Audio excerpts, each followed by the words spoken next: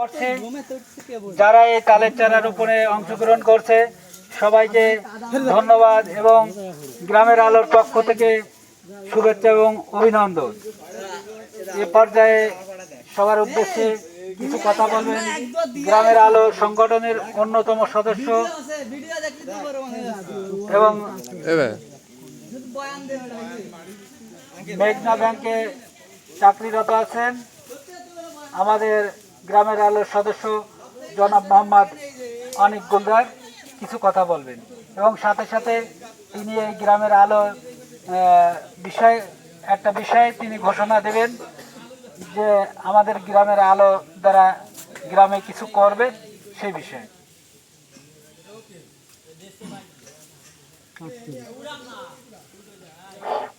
আসসালামু আলাইকুম।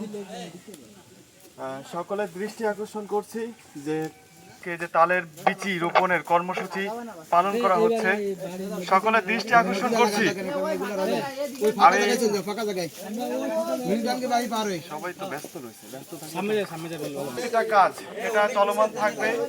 সামনে শীত আসছে, আশা করি আমাদের এই কার্যক্রম থেমে থাকবে না। তো সামনে শীতকালে আমরা গ্রামের আলোর পক্ষ থেকে কিছু শীত বস্ত্র বিতরণ করব।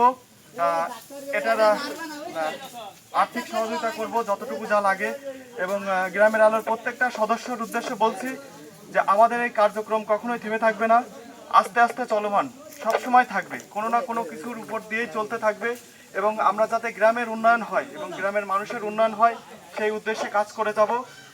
এই বলে আমি আমার কথা শেষ করছি।